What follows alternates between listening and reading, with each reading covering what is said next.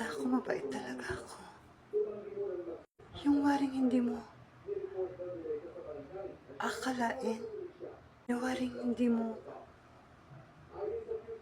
kakausapin, pero siya pala yun.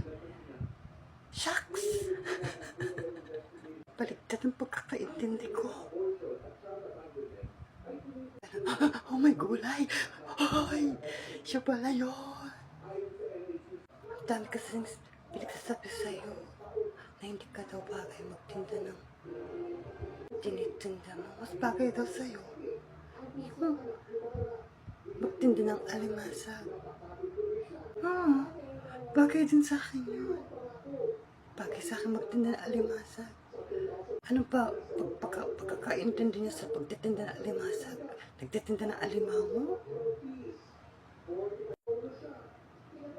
Napaka-importante ang pagtitinda. Lalo sa Kalisais. Doon, ang buhay ko, may karapatan. Karapatan magtinda. Yun ang kailangan. Benta ka ng benta, sasaya ka.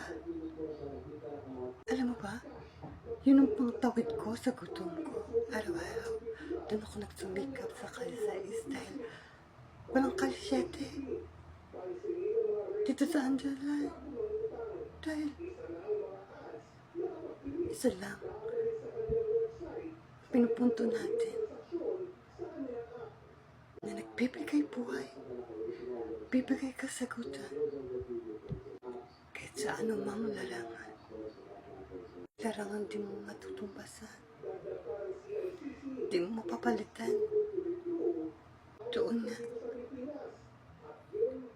nagtayo rin ako ng tao kama.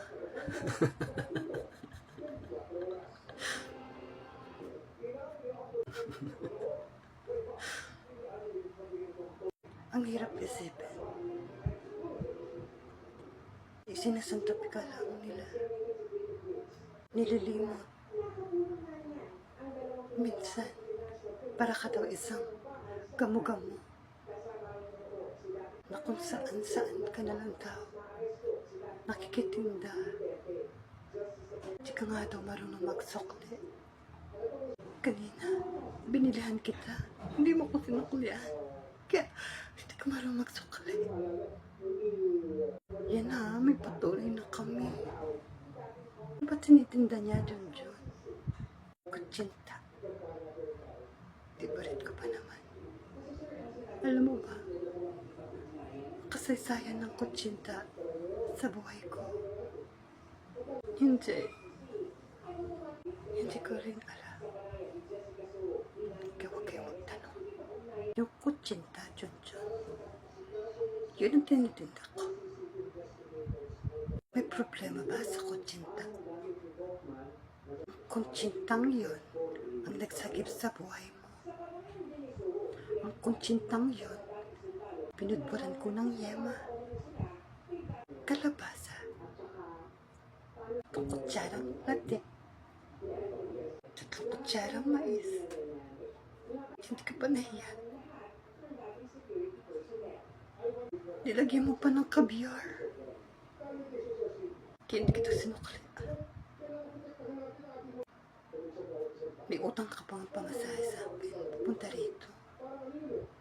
Kala ko pa naman, tatrato mo ko VIP. Nakalimutan ko kasi direct. Dun sa Kalisais, mararanasan mo ang hindi mo mararanasan kung magtitinda ka. Dahilan ng Diyan, di siya tinatanong, nagsalita mag-isa. Patay yung camera. Ano ba?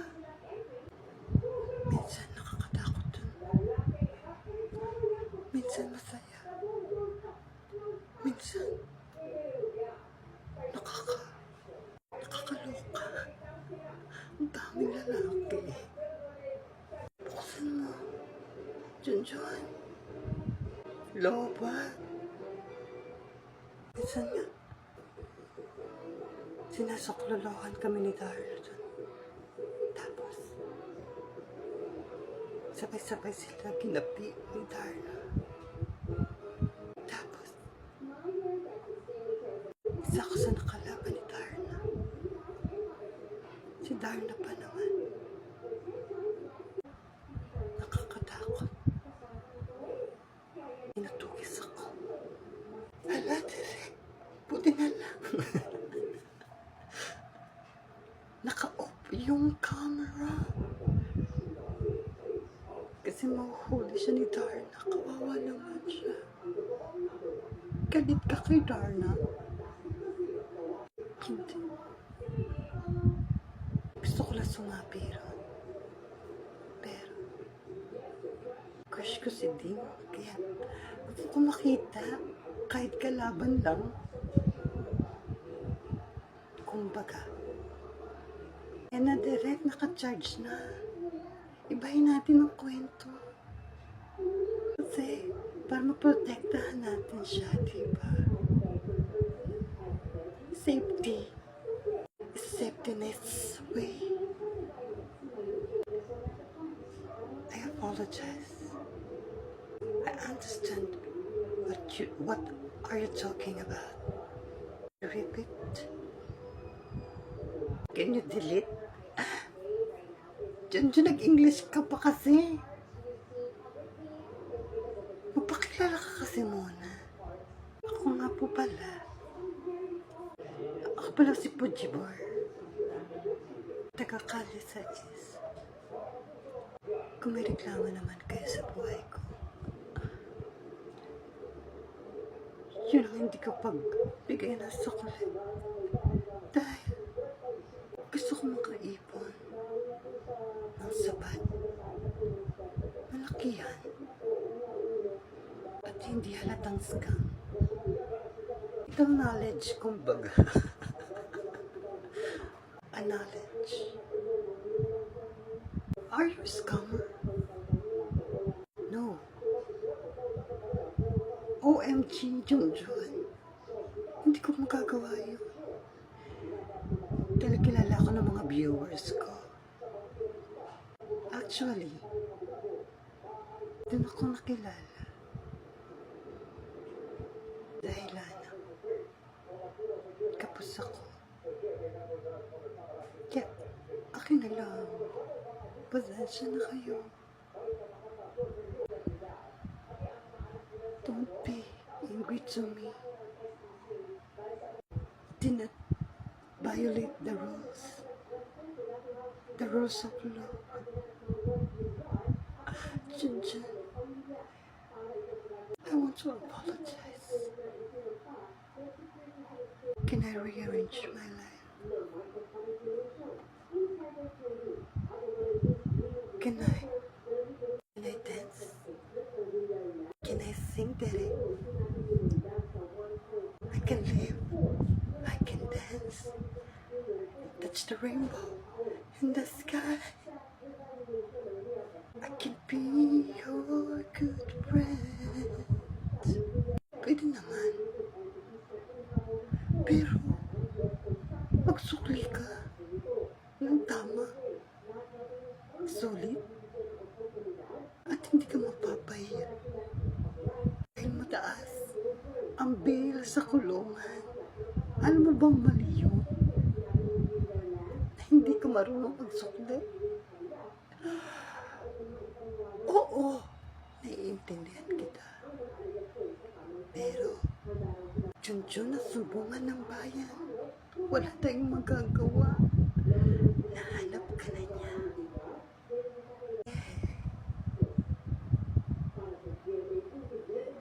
Pait naman kami. Pero, yun ang the best mong gawin. Kung gagawin mo naman yun, para sa sarili mo lang, dun mo makikita